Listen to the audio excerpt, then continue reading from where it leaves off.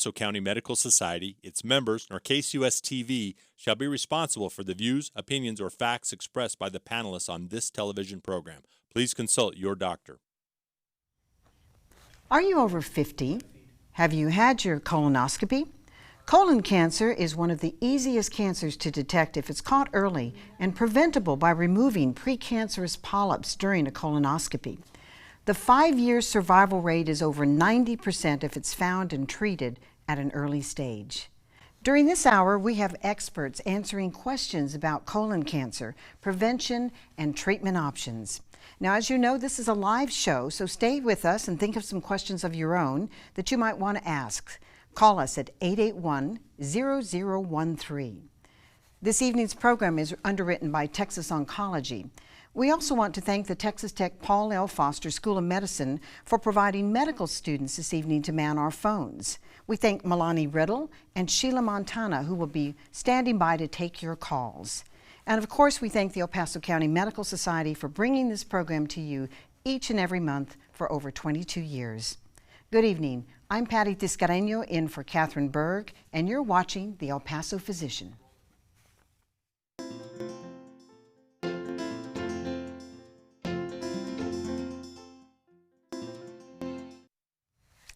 Well, good evening. We're talking this evening with 3 guests who are all practicing at Texas Oncology here in El Paso. I'd like you to meet Dr. Panayotis Valilis, who is an MD and specializing in hematology and oncology, Dr. Monica Diaz, and Nidia Lopez, who is a PA, who's going to talk to us tonight a little bit about genetics and some of the inherited traits of colon cancer. So welcome, panel. Glad to have you this evening. Let's start a little bit about talking about what your day consists of. And so, Dr. Valilis, I'm going to begin with you because you practice both hematology and oncology. So talk a little bit about what the difference is in those specialties and what you do when you go to the office all day.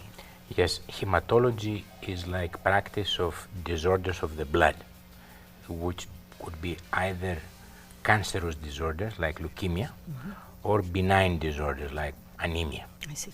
And medical oncology is when we're dealing with real cancer.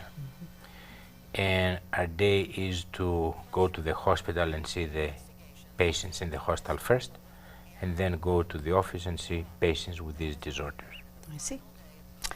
Monica, you also have the same designation of hematology and oncology, but other than a cancer, doctors talked a little bit about people who have a blood disorder, maybe an anemia or something like that. What kind of patients do you see on a regular basis? Same thing as Dr. Valilis. I do see general hematology and general oncology, which means I see all different hematologic disorders ranging from malignant to benign, and same thing with oncology. So that's all solid tumors, so that's lung, colon, everything from head to toe. I'm also specialized in all of that. Wonderful. Well, tonight we're talking about colon cancer, and Yes. I do want to welcome you back home. You are an El Paso gal. Yes. You're back in town. We're so delighted to have you, and I do know that there is a shortage of this type of practice. There's a shortage of physicians in oncology, so we're delighted to have you. Thank you. Hoping I never get to see you in other than this type of situations. We also like to introduce you to Nidia Lopez. Nidia, your designation is physician assistant. Correct. And in our day and age, that PA is something everybody knows about. We all talk about, I didn't get to see the doc, but I saw the PA. So talk a little bit about what is your role as a physician assistant. Well, my job is to support the oncologist. So, you know, these doctors get patients through treatment and then they become survivors. So a lot of them come to me and the other mid-levels in our facility to kind of just follow a survivorship surveillance plan so that we're watching for the cancer. We also educate a lot, and then in my personal experience, I do genetic counseling as well. So we talk about certain genetic syndromes in certain patients associated with cancers. And we're going to talk a little bit more about genetics and testing and some of the ins and outs of that a little bit later on in the program. But let's begin then by talking a little bit about, I'm going to direct this at Monica if I could. You know, our colon is a big part of us. What is the role of the colon, and what happens in the colon when cancer develops? Sure. So that's right. So We have our small intestine and then our colon, our large intestine. And so our small intestine helps with digesting and absorbing food. And then our colon really helps kind of keep the food there as it goes down, and then all of the wastes, and that's how we excrete our waste through that way. And so with colon cancer, most likely what happens is you have polyps that form, precancerous polyps or cancer, or polyps that are a little more higher risk. And basically what a polyp is, it's a atypical forming cells that start to form in the lining of the colon, and they start to grow out. And so that's why it's very important to get colonoscopies, because not only does a colonoscopy allow you to find these polyps, but you can also treat them right then and there by removing the polyps. So colon cancer is the third most common cancer in the United States. So it is very important to know about colon cancer. Epidemiology-wise, it's seen in about 1 in 23 people will get colon cancer. So more common than what we might think. And I know, Dr. Valilis, we talk about the importance of screening.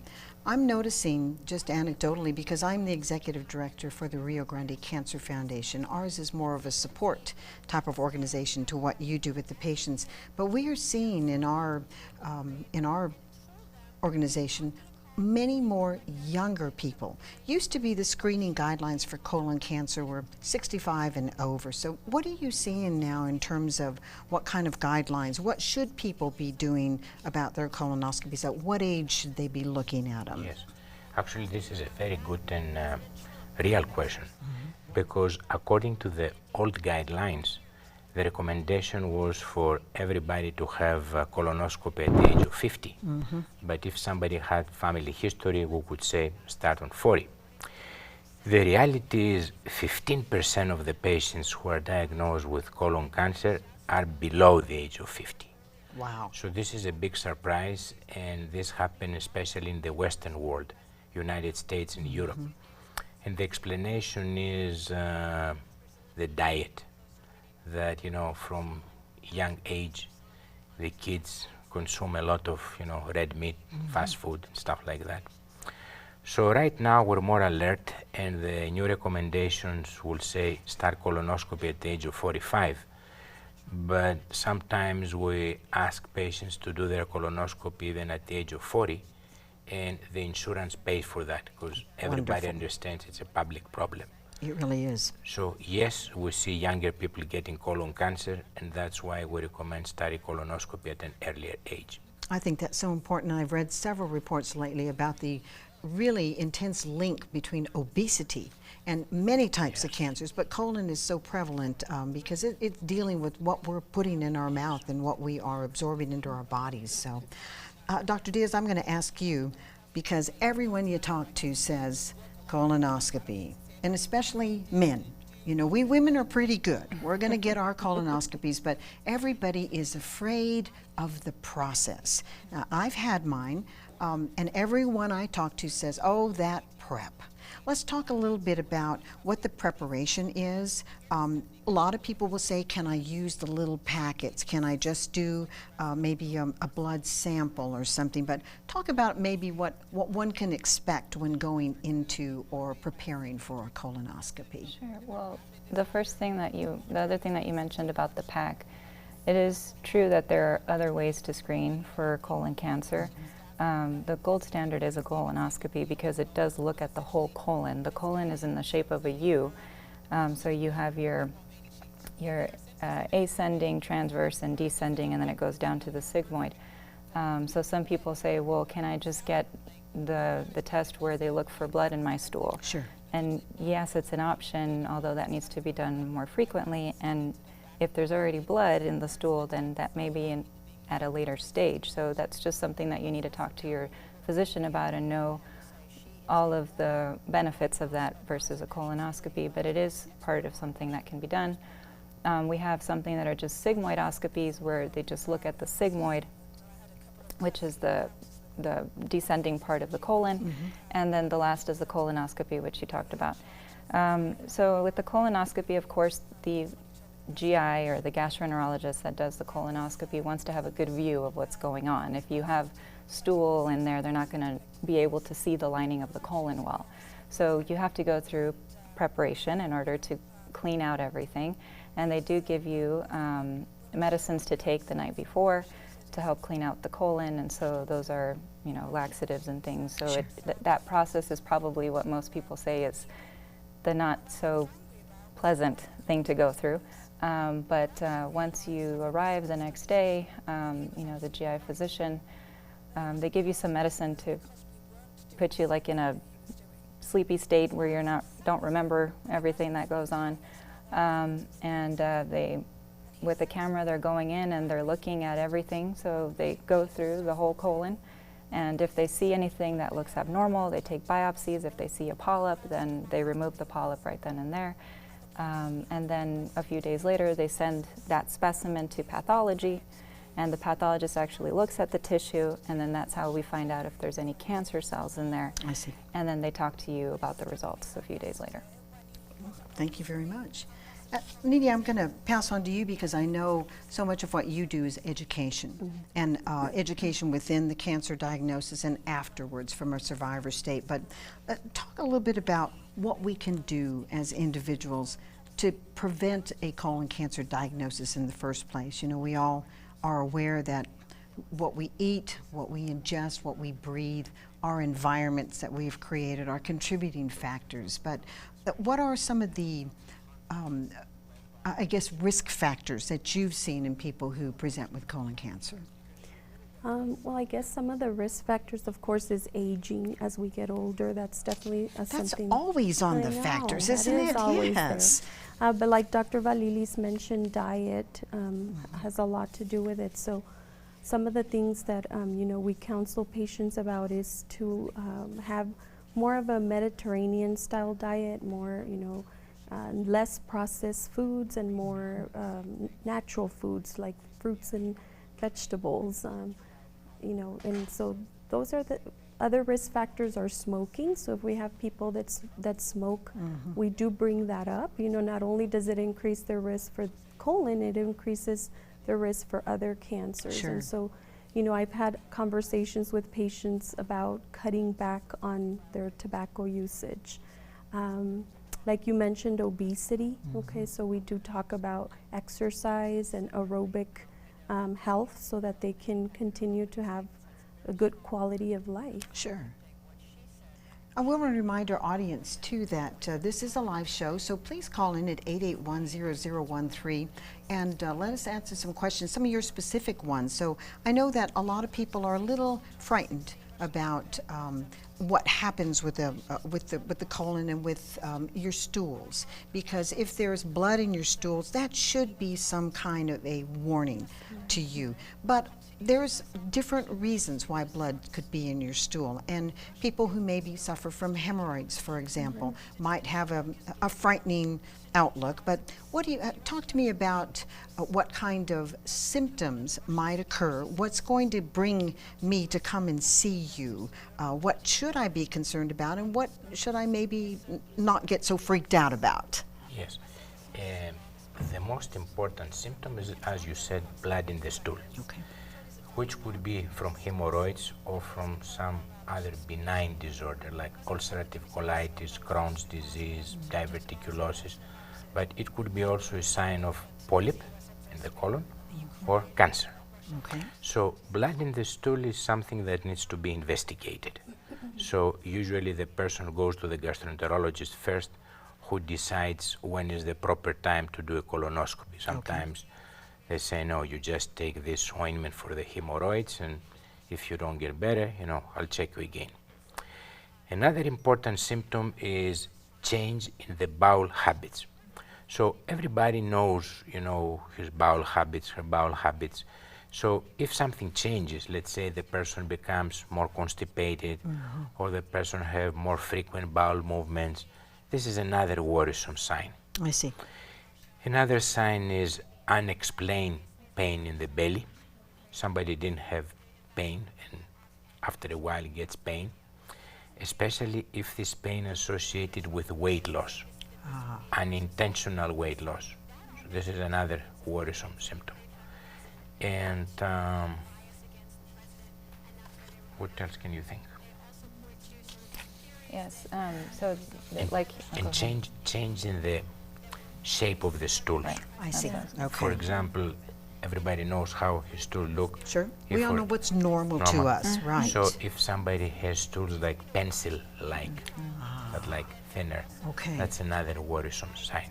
And so when someone does see a change in any one of these things, I love the idea of looking at unexplained weight loss. You know, we all say, oh, look, I lost 3 Yes. pounds, but rapid weight loss, any kind of a change in your bowel habits. And of course, blood is always an indication, and pain. Pain to me is if you've got pain, that's something you need to investigate. Now, if I've got these kinds of issues and problems, am I going to come see an oncologist first? Where am I going to go for my first point of contact? Yes, you go to your primary care My physician. primary care, okay? And the primary care physician, after 1 or 2 visits, will say, yes, you need now to see a gastroenterologist. Okay. Who's the one who's going to inspect the colon with colonoscopy, as Dr. Diaz mentioned before. Right. And then we'll go from there. Only if they find a lesion that is biopsied and show cancer, the patient goes to see an oncologist I see. after you have the cancer diagnosis. Now, when you, I direct this at you, Dr. Diaz, is when you do get to the point where you need to see the oncologist, how do you determine what type of cancer is? Because we hear colon cancer, we hear colorectal cancer, then we hear about rectal cancer. So are they all related? Are they all separate? And how does one really understand what the difference is between these kinds of cancers? That's a great question. So colon and rectum, it's the anatomy of where the cancer is located. Okay. So the gastroenterologist, when he's doing the colonoscopy, he knows what area of your body he's in when he or she is in when they see the polyp or the mass. So when they take out the specimen, they'll say, this was a polyp that was in the large intestine, in the sigmoid, in the transverse colon, where it's located in the rectum.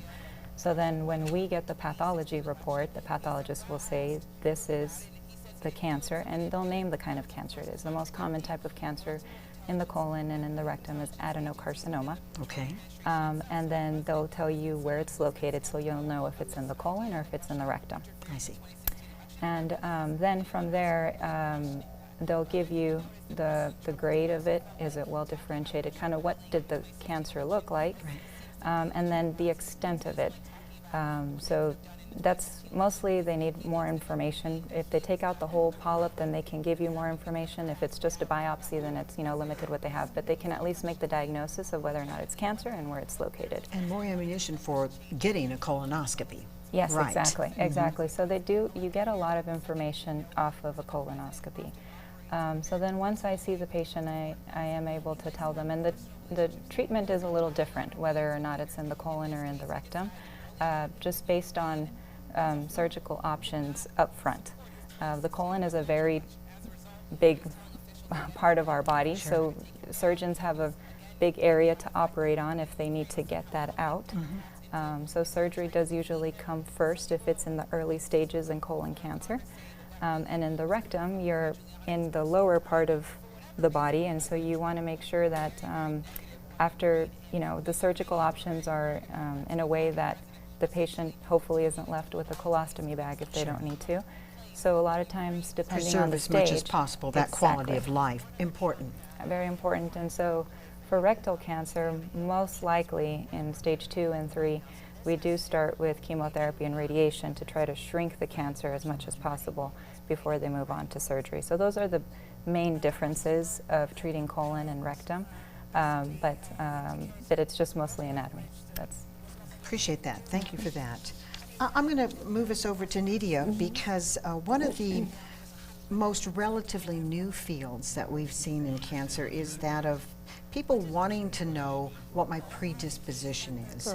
Where do I stand? What are my risk factors? We talked before we sat down that cancer is now categorized as a chronic disease. like heart disease or diabetes, and it's survivable, and more people are surviving long time after their cancer diagnosis. But you're finding that they want to know.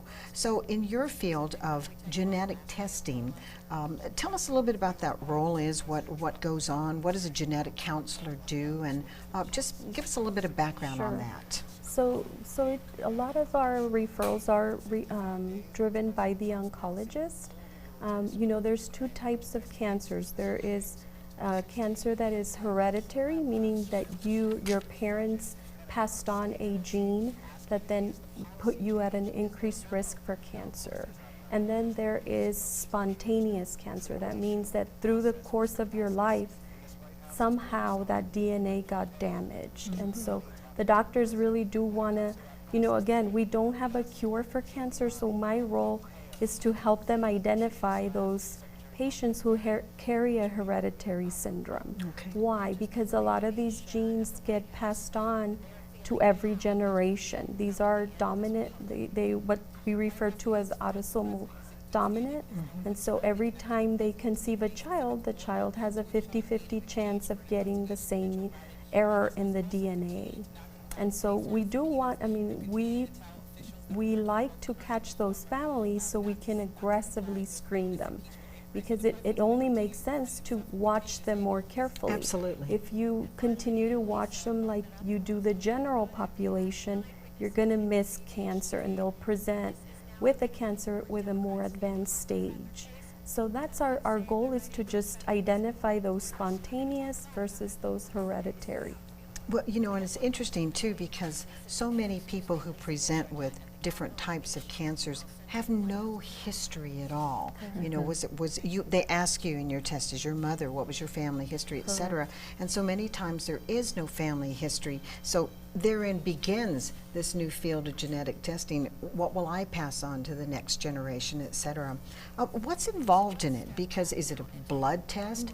And I know that it is pricey. It's an expensive type thing. What's covered under insurance? What kind of if people really want to know, and I would imagine in your practice that some people don't want to know. I'd rather just be an ostrich here, and I'm wondering what's involved in the actual testing process, and how much is it? Yeah, so my role is to counsel. There is, I mean, if we're talking about identifying a patient who carries a lot of risk, correct? So I always tell my patients that if I do identify you as a high-risk carrier, then I've just bought you a ticket for more aggressive screening, okay? I like that. Yeah, and so A they gift. appreciate that, right? Because you know how insurances are. They will deny expensive tests. And so my job is to put them in the category where they belong. They have a higher risk of this cancer. It's a simple blood test, believe it or not. I'm not going to pluck an eyebrow or do anything funny like that. And it takes about 30 days to come back. Okay. I always tell my patients, we in the United States, all of us, including our oncologists, practice evidence-based medicine, and we practice under guidelines. And so there are guidelines that give us clues as to who we should be looking for these disorders, and what type of patient gives us like a red flag, and we say we need to check hereditary here. Okay, so insurances also go by guidelines, and so if you do that, then most of the time we don't hit any hurdles. We get these tests paid by the insurance, because as a patient you have the right to know if this is a hereditary cancer, especially for your children, right? Everybody wants to be able to tell their kids you know, what is their level of risk. Sure. The other thing I do is I also do risk assessments. So like you mentioned, we ask family history. You know, not hereditary syndromes are rare. It's more common that you come back normal, okay? So for those patients who don't have an answer, right? There's colon cancer in their family, but I genetically test them and they're negative. They look at me like, well, now what? What happened? That was my next question to you. You get these back, now what? Exactly. So now research, there are some studies and data that have put out risk calculators. And so I can input their family history, and it spits out a percentage for the patient. And so we try and, again, identify you have a little bit more than the general population. So we try and, write them a letter stating that, so that the colonoscopist is convinced that they need a little bit more aggressive screening. Well, that's helpful to you, I'm sure, in your treatment protocols. This person has a higher risk factor, so you're going to address it with the different treatment protocols. Correct. Interesting. So I want to remind you that we are streaming live on Facebook and that you can call in your questions. And I think at this point I'll take a couple. Let's see here. I'm sorry, they're difficult to read. A 31-year-old man is calling in to ask if his stool is flat on one side. Is this something he should tell his doctor? We talked a little bit about that, but if you want to, I think Dr. Valiles, I'll address that to you for this caller. Yes, most likely it's nothing to worry about. So we need to know the details, and this person has to tell about the symptom of the primary care physician. Okay, is that all? Has any blood? Is his appetite worse than before? Is it associated with abdominal pain? And then the doctor will decide, yes, this person needs to be referred to the gastroenterologist.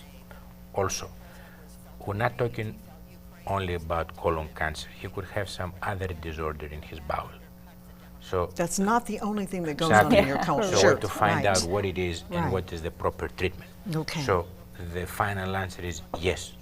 Talk to the primary Talk to your care doctor, physician. but Yes. don't be overly afraid at this. Sure. And I think that the fear factor, I've noticed that if you tell a person you have diabetes, they say, okay, I can control it with insulin, I can do this. Yes. You have heart disease, let's reduce our cholesterol. People will take on a different angle or philosophy. But when you say the cancer word, it still carries such a stigma that it is a death sentence, and that, oh my gosh, this is it, I better get my affairs in order.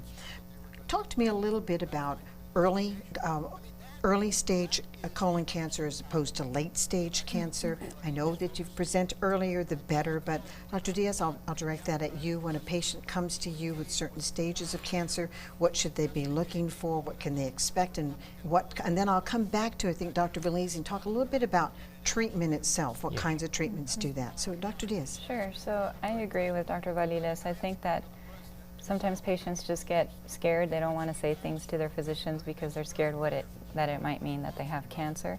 But I recommend just be open. If something like this, they're not sure if it means something or not, it's something different for them, just bring it up and you can talk to your physician about it and then decide if it's something concerning that needs further investigation.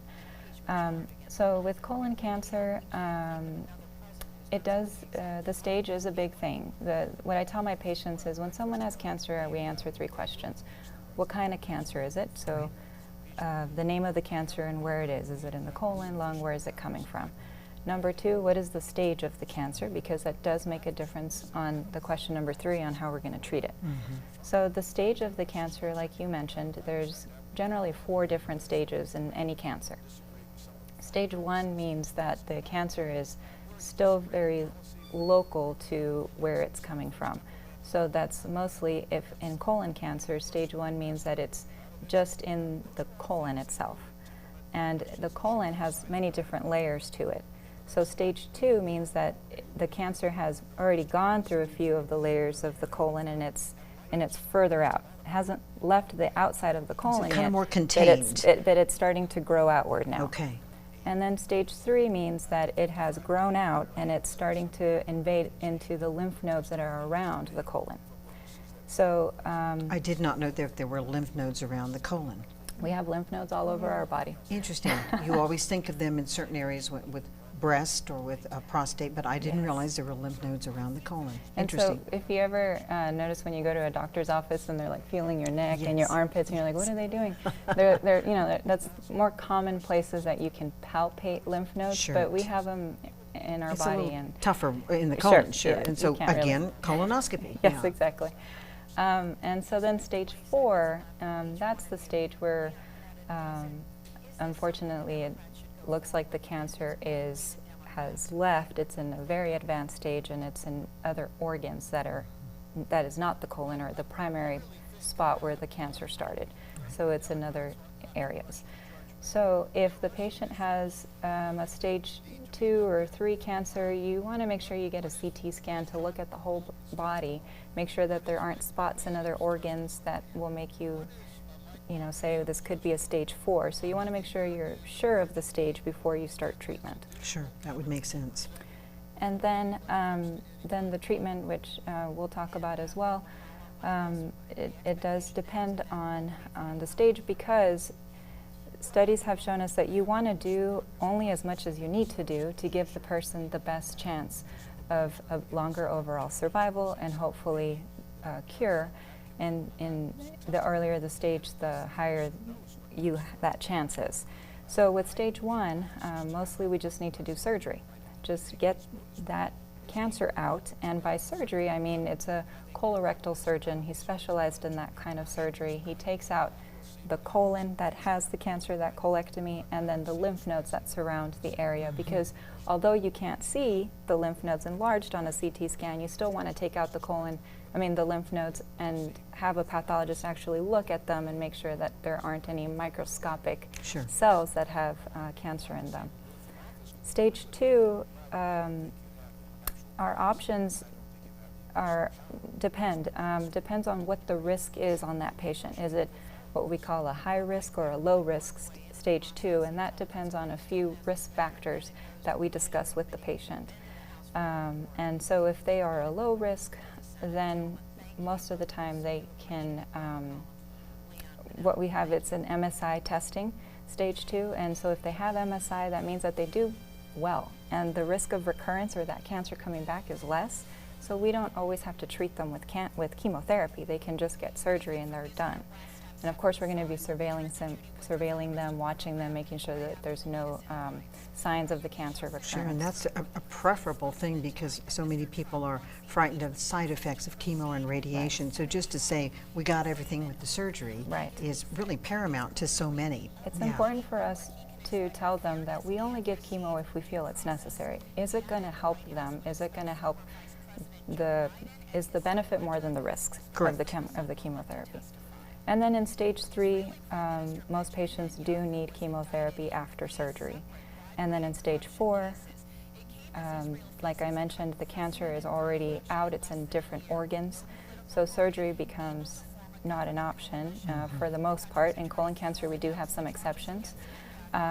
It depends on how many sites have cancer. If it's just one area, like in the liver, you can actually take out that one area that has cancer in the liver if it's coming from the colon, and they actually still do have a good overall survival. It's better. But with stage 4, most of the time we just offer them chemotherapy, because you want to try to treat all the cancer that's in the body. That was so informative. A lot of times people will say, what questions should I ask my doctor? And, I've seen lots of really intelligent people, smart people, who research, do all kinds of things, and then when they get a cancer diagnosis, they have no idea what to do. And so they don't have any idea what questions to ask to their doctors. So I'm going to come back to Nita in a moment. I do want to take a couple of these calls and mention that we are streaming on Facebook Live. We have a 51-year-old woman who lost her son to leukemia. And she recently had a colonoscopy and had some polyps removed. They were benign, but she wonders if colon cancer is related at all to the leukemia. And I'm going to open that one up. I would imagine, Nita, you might have some thoughts in terms of the genetics, but I'll just do that. I just say that her son was a patient of Dr. Valili's, and she would like to thank you for his care. So you're such a rock star, I tell you. Nita, can I throw that one at you? Sure. From my knowledge, I don't think there's any relationship between leukemias and a colon cancer. If anything, like for a genetic perspective, usually you see multiple generations with cancer, with the same type of cancer. So those are the families that we would definitely consider testing, because we see, like for example, grandma had colon cancer, and then mom had colon cancer, and then a daughter had a colon cancer. But not the cross, so it's not mom had leukemia and Correct. daughter had colon cancer. There, maybe that genetic predisposition It's isn't not there. Okay. Correct. So, and once we identify those patients, then we also get patients by family history.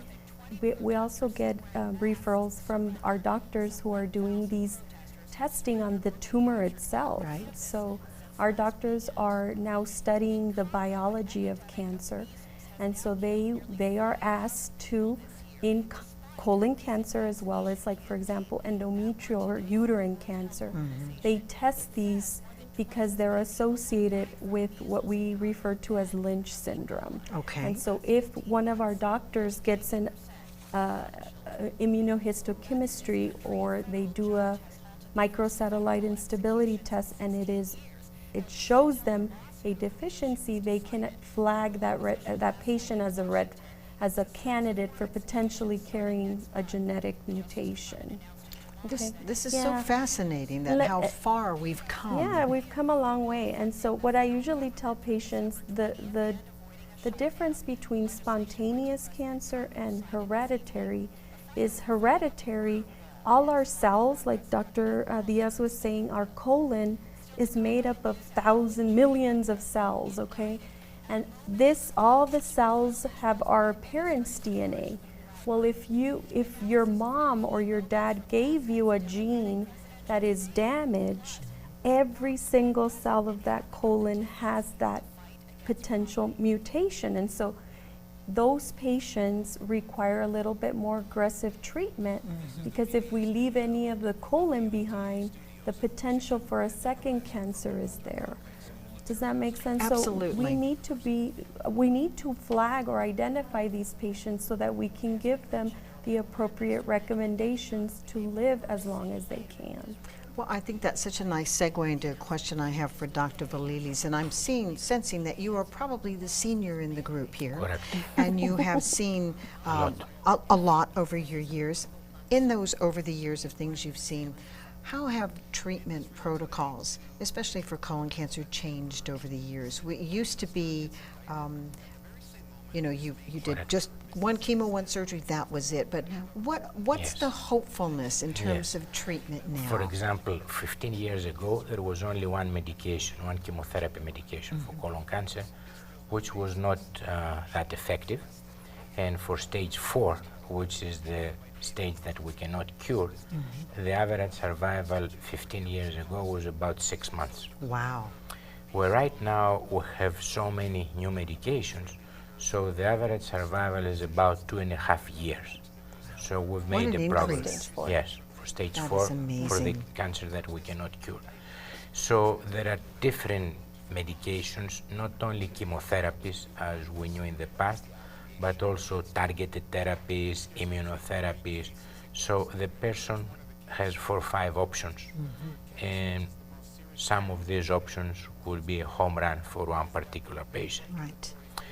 Now, going back to your prior question that you said, okay, what should I need to ask my doctor when Right. I go? So a very, very common question is, we get most of our patients with colon cancer from the surgeon who does the surgery first. Okay. And then he sends the patients to medical oncologists to be evaluated for chemotherapy. Okay. So the patient comes in telling you, he took everything out. What am I doing here? Good question. Sure. So I would like Dr. Monica Diaz to explain that to the audience. That sounds like a pass down to the next receiver over here. I do So, get that yeah. question a lot too. What do you think? And it's true. And so that's what I had mentioned earlier, is that with these early stage cancers, they did take out everything that they can see. But there is small cells, what we call microcells, that you can't see when you're in the surgery. So the point of chemotherapy in early stage cancers, where they've taken everything out that they can see, is to help kind of mop up any tiny cells that might have been left over. That's a great visual. That with time may start to grow, and then that increases the risk of the cancer coming back. So you're trying to do everything you can to help prevent this cancer from coming back. And the longer the patient goes without recurrence, then hopefully after 5 years we can start to look at the word cure. So we don't say that up front. We kind of say, well, it's, you know, we're trying everything we can to help get you there. So that's what chemotherapy does in that scenario. Wonderful. Let me get a couple of questions because they're really pouring in here and I don't want to ignore our audience. One of our listeners is asking, how effective is the Cologuard test for detecting colon cancer? I know we touched a little bit on it, but from your perspective, I hear you saying the colonoscopy is the Lexus, all right? What are we looking at, a Prius here or what? You know, for the Cologuard test. What your thoughts, and I'll leave that one open. Who would like to take that one? That's the blood in the stool? I believe so. I think they're little, they're kits. the little I think kits it's and a home kit. kits. You can get them in the mail, etc. So I tell patients this is a screening tool. So it is something that will help us identify, even in a patient who can't visualize the blood, that's called occult blood. And Yes. so those tests will help us identify those more challenging patients. But if you are told this is positive, that needs to be investigated. And like Dr. Valilis is going to your primary and addressing, you know, what's going on. Sure.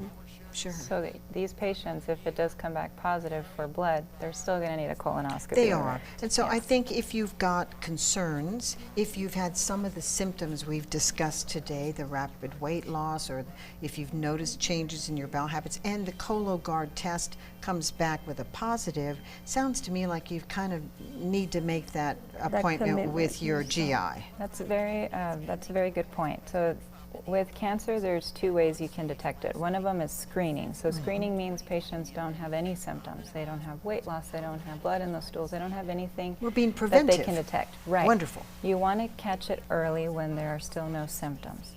And then the other way that you see the cancer is if they do come to you and they say, I have all these symptoms, what comes next? Then in that case, doing these tests is not as appropriate. They need to go ahead and just get the colonoscopy done if they are having symptoms. Because like we were saying earlier, Dr. Valilis was saying, there's lots of different things that can cause blood in the stool. So the colonoscopy can look at all of that and give you an answer right then and there. Wonderful. Well, thank you for that. One other, along that same line, someone asked about the BRCA saliva test. Is it less or more than just as effective as a blood test in detecting cancer? You heard about, I guess these are mouth swab type of things, and so I think what I'm sensing here from people, colon cancer is frightening. The tests for it are not savory. It's something we don't really talk about. It's not quite as prevalent as other cancers are. And so I'm looking at people wanting to get by with just let me do the off-the-shelf tests so that I don't have to go really do all this. But what are your thoughts on the BRCA saliva test? And I'll open that up to anyone. Yeah. So for BRCA is actually a protein that we all have in our bodies. It is a DNA repair protein, okay? And it's not associated with colon cancer at all. If anything, it's more related to breast, okay? But what patients don't, I think the confusion is that these tests, if they come back positive, they think that we're telling them you will get a cancer, and that's not what we're saying. These are risks to getting a cancer. So if I identify a patient with a mutation, the mutation allows kind of the potential to turn on a cancer more so than somebody who doesn't carry that. So it really is not a test to tell you if you're going to get cancer. It's more a risk identifier. And that's so important in what you're talking about from all of these angles, the testing, et cetera. What are our risk factors? What are and from that end, I think we need to talk a little bit about what do we do to prevent those? And one of our questions from a listener today is talking about inflammation. And so I know we've talked a little bit about symptoms that show up and things like that, but it says, how does inflammation occur, or does it occur in the colon? Yes. Inflammation is basically something that we call colitis. And the two major inflammatory disorders are Crohn's disease, and ulcerative colitis. Usually they start at young age, 16, 20, 25. And what it is pain in the belly with blood or mucus in the stools. But this is not cancer, this is an inflammation.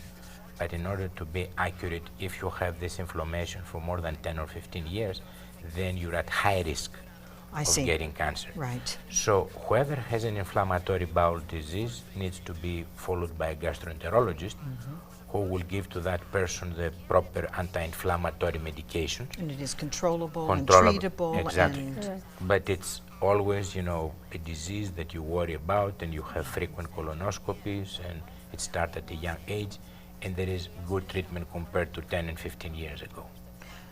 Thank you, doctor. That's Yeah, another practical, yes. practical point here. We have a question from a 44-year-old person who had a colonoscopy that found benign polyps. And this is a question I had. They wondered if these polyps could become cancerous over time, and if they're not removed, is it dangerous? And then a second question on that is, can the polyps return? You know, I know colonoscopies are good. They tell you they're good for 10 years, like a tetanus shot, you know. But what happens during that 10 years? Can this happen again? So I'll open that up to whomever. That's correct. So the point of taking these polyps out is because they can turn into cancer if they're not taken out. So you do want to remove them, and they can come back in other areas of the colon. So these are just atypical cells that are forming. So it can happen throughout the colon. Okay. So you know, they have studied typically how long it takes for a colon cancer to start, and they say it takes about 8 to 10 years typically. So that's why they say if you have no polyps, when we do our colonoscopy, everything's clear, then you should be okay to wait 10 years to get a repeat colonoscopy. I see. I always wondered why they say, you know, you're good for 10 years. Because it takes about that much time if something's slow going to growing. form. That's Good. right. Now, if you already have a polyp when they do a colonoscopy, then the guidelines changed. I see. Then they said, okay, well, you're already starting to form these polyps. You might start to form more. So they don't wait 10 years. They do it a little bit earlier. And they have guidelines to tell them 3 or 5 years before they need a repeat colonoscopy, depending on what they find. Excellent. One more thing I'd like to add to that. For the genetic component of that, I encourage my patients to get a pathology report from their doctor, because for us, the certain polyps or the pathology of the polyp, the type of polyp, gives us an idea if there's a genetic component to the you know, for the families. And so, you know, maybe just, I guess, a pointer for everybody is when you have that follow-up with your gastroenterologist, ask for the pathology reports. Tell them that you want to keep a file of that. Patient rights. Exactly. Absolutely. That way you can, when you come to somebody like myself, you're not just saying, I had polyps. Well, what kind of polyps? Okay, how many did you have? Those questions are very important to assess risk. I think that's such a great point. Thank you for telling us that, Nidhi, because you do have, as the patient, a responsibility. It's not all on you. I'm sick, cure me, fix this. There is a responsibility for you to do the preventative things that we know we should do, to get the test we know we should get, and then to keep good records on what you took. You know, we all know about cancer survivor plans, because once you've left your oncology treatment and go back to your medical provider, you don't remember everything that you went through. And I think that's a really valuable piece of information. I have a couple more questions, and I know we're getting short on time. I'm so delighted that we've had so many calls. I'm happy because this is a particular cancer that we've all talked about that's so preventable and treatable.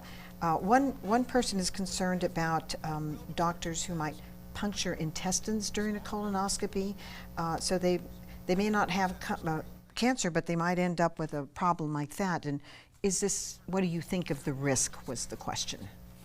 Yeah, this is a very, very uncommon complication. Okay. According to the statistics, it's less than 1%. Okay. And yes, it exists. So it's not a myth or a fantasy. But the benefits of colonoscopy are many more than the low risk. Sure. And what we advise patients, okay, try to get an experienced gastroenterologist who's done that many times. But unfortunately, complications occur in everything. We give chemotherapy, some of our patients get miserable complications from chemotherapy.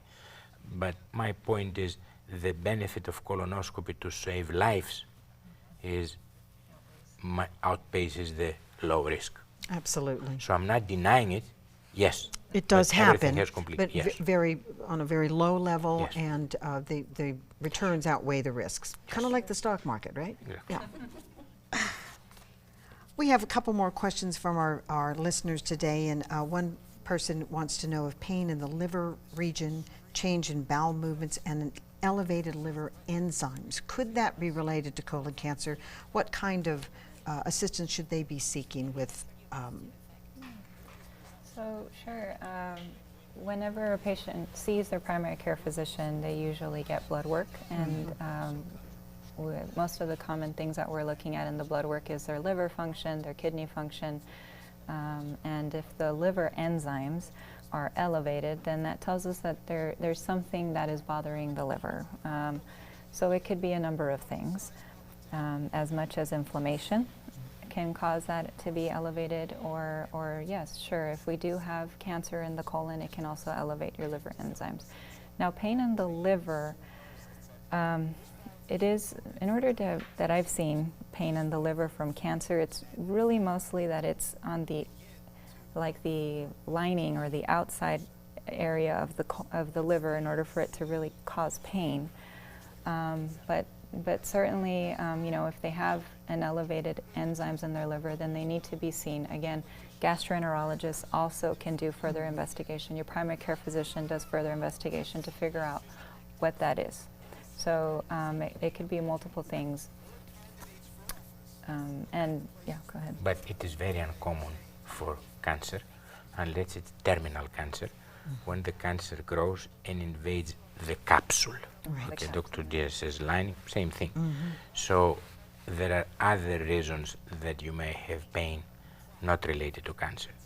Also, this person says pain in the liver. You may have something in the spine that pinches the nerve, and the pain comes in the front, in the area of the liver. You're not really sure where that Exactly. pain is coming from, Yes. right? We have a lot of patients who come and say, I have pain in my kidneys. How you know you have pain in your kidneys? Yeah. The kidneys doesn't have any nerve. Yeah. That's why the kidney cancer can grow big and give you no symptom. So pain in some area, let the doctor to investigate that. We have lots of different things in Yes. our abdomen, so it is hard to know where something's coming from. Well, at this point, we've had so many questions, and I apologize to our audience that we can't get to all of them. This is an hour show. I told you it would go fast. It's a conversation here, and my friend Catherine Berg, who is the regular host of this show, said about this time we should run the table and talk a little bit about what else would you like to add to this conversation, what else would you like to share with our viewers. And so I'm going to start with you, Nidia, and we'll just go down the list here. Is there anything else you'd like to share with the El Paso Physician viewers? I mean, I think for me, in my opinion, is for them to preserve good medical records. Just again, to leave that for the following generation. It's one thing to go to a doctor and say, my sister had this type of cancer, and you know all the details, versus general, right? You help them. We're investigators. We're kind of like detectives. And so the more details you give us, you make our life a little bit easier so we can get to the bottom of whatever's going on. And we live in a world where that is technologically Absolutely. possible now. You don't know what your grandfather died of. I think he had old-timers disease. You know, we don't know from there, but Correct. thank you. Valuable piece of information to keep your records there. How about you, Dr. Diaz? Any final thoughts? Or I would just like to tell the viewers that screening is very important, and so don't be scared of it, embrace it, and the doctors or physicians, we're here to help you to get through anything that might happen or that you might find out, but screening is very important to catch things early, and talk to your primary care physician, and have good health.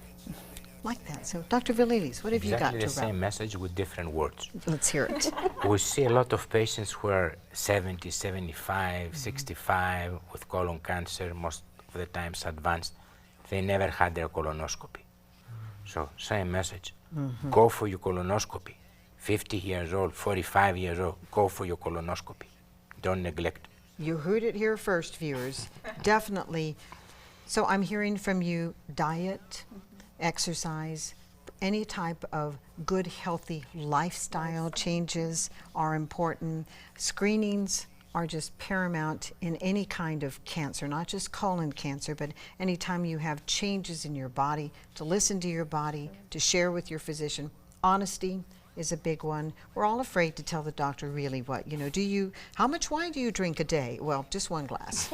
It's a really big glass, but, so we're there. But I think we need to wrap up. I want to thank again our guests from Texas Oncology, Dr. Panagiotis Valilis, Dr. Monica Diaz, Nydia Lopez. It's been a pleasure having you this evening. You have been watching The El Paso Physician. I'm reminding you that you can watch this episode and many others back at pbselpaso.org or EPCMS, which is El Paso County Medical Society.com. I think we have a couple of minutes left, so I'm going to ask one final question that was a bit troubling to me, but I want to ask and share it with our viewers. And the viewer wanted to know, at what point does a doctor tell their patient that there's nothing else they can do, or is it up to the patient to ask? And I don't want to end on a down note, but that is a part of cancer treatment, and I think it must be a very difficult part of your life. So how would you respond to that? Well, as oncologists, we are very open with our patients. I tell my patients I will, as soon as I feel that further treatment, the benefit of that treatment there's no more benefit in that treatment, I will tell you. And it is very important to talk about those things.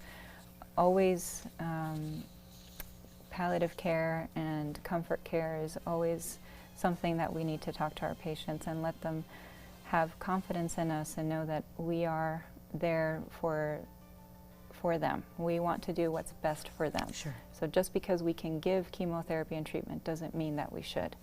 And I always have a very honest discussion with my patients. I think that's just a perfect way to end this. So if you have any symptoms, any kind of issues that you've heard about today, don't be frightened. Talk to your physician. They're people and humans. Put your shoes on the same way we do every day. And I know several physicians who have also been through the cancer journey themselves. So we thank you this evening. You have been watching the El Paso Physician. You can watch previous episodes again at pbselpaso.org. We remind you to stay healthy and tune in next time. I'm Patty Tiscareño in for Catherine Berg.